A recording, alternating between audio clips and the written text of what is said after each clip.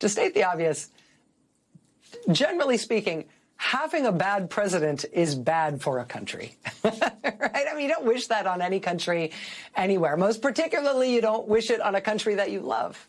Having somebody at the top of a political pyramid who is corrupt, who is incompetent, who seeks to stay in power even when he loses elections, so he can build monuments to himself and basically loot the place. I mean, that's just not good. You wouldn't wish that on any country. You certainly would not wish it on your own. That said, what we are learning right now, what we are living through right now, is the fact that when you have a bad president, turns out he's also bad at pursuing the things that he wants for himself. And, you know, if you're up against someone with evil intent, the best you can hope for is that their intent will change. But if you can't get that, the next best thing you can hope for is that there'll be an incompetent buffoon who fails at everything he tries. And in the case of Donald Trump, what we are experiencing right now is his compounding failures, his blustering incompetence, and his illiteracy kind of paying off for us as a country. In his failure and incompetence, he is right now lessening his own power, his own sway, even over his own party, and therefore he is lessening his ability to effectuate more harm to our country. And so the huge prison camps he tried to build for himself will have to be sold back at a loss or given away. And his alligator Alcatraz has been emptied, and now it will be boarded up or bulldozed. And his subpoenas and indictments targeting his critics and his opponents are being thrown out. As his failures and his incompetence not only, fail to serve, but actively mess with even his own allies in Congress, miracle of all miracles, now we've got Congress suddenly awake, saving that deep sea ocean monitoring system and passing aid to Ukraine and, even passing union rights protections and telling him, no, you can't have your stupid ballroom. And I know it's not to say he's not doing incredible harm. Having a bad president is bad. I mean, here's the aerial view of the damage he's done, not just to the White House, right? But to the whole area around the White House. The bulldozing he did for the stupid ballroom, the whole disaster that he has made there. He really has turned the reflecting pool into a disgusting chemistry experiment that now maybe kills ducks. At least 3 dead as of tonight, with a local animal rescue group saying they're going to basically conduct autopsies on 2 of the dead ducks, and they hope to get the results in the next few days. Meanwhile, Trump's having his federal agents arrest anyone who touches the reflecting pool so he can try to blame other people for how much he's messed it up. And we really are going to have a 4th of July celebration of the nation's 250th anniversary that's just going to be Donald Trump holding a rally for himself in Washington. And he really did just lose a war. I mean, headline tonight in the Wall Street Journal, U.S. allows Iran to sell oil in dollars for first time in decades. Yeah, we have to, because they beat us in a war, and so now we have to pay them to reopen the Strait of Hormuz. Iran won a war against the United States. They retain their missile and drone systems and their nuclear program. They keep their radical theocratic regime in place. They may even get to charge fees for the first time for anybody transiting the Strait of Hormuz. And as of today, they get to start trading oil in dollars for the first time in decades because they won and Trump lost. And so Trump has to pay them. And he's now been forced to release them from sanctions. And so they're released from sanctions for the first time in decades. I mean, before Donald Trump, the United States used to at least be seen as the military power that ensured freedom of navigation all over the world, right? In the seas and oceans of the world.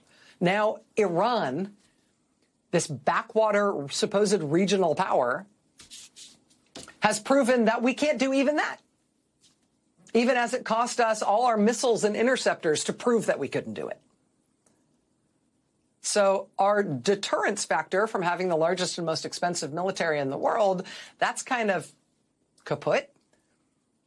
At least we have no allies left in the world, thanks also to Donald Trump.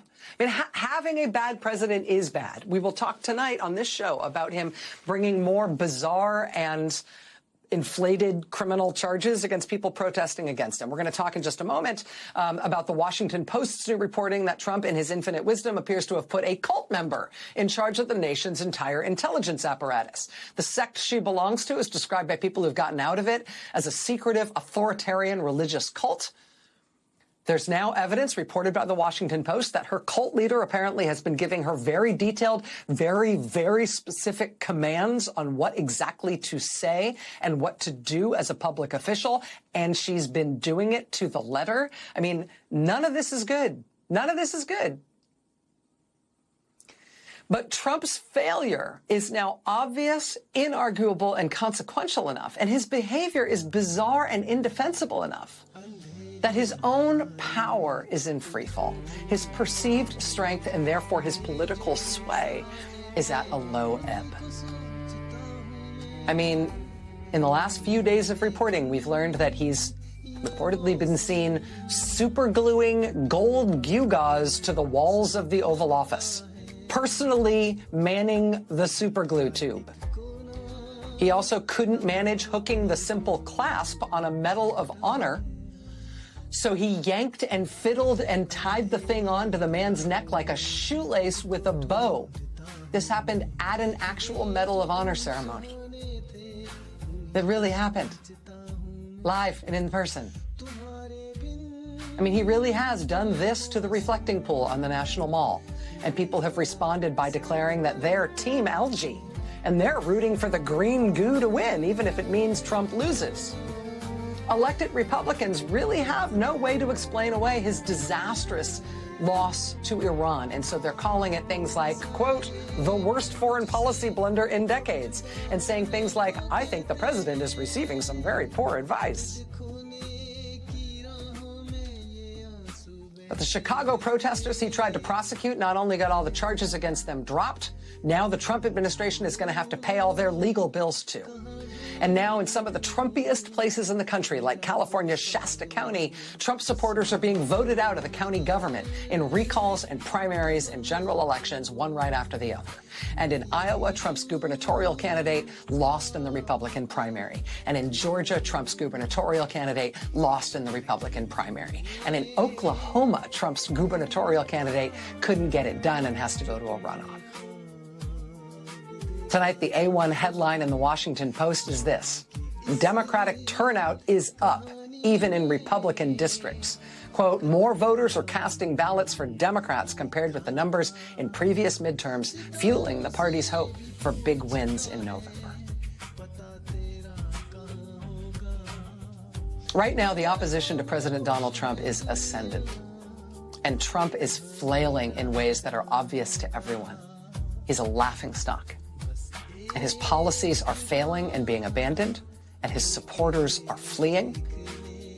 And did I mention that the opposition to him is ascendant? Yes, the night is still coming, and it's still dark. And we'll talk about a lot of that tonight here on this show. But right now, just look around. Be aware of where you are. These dark nights are short, and the days are endlessly long right now. Don't waste them. This is the time.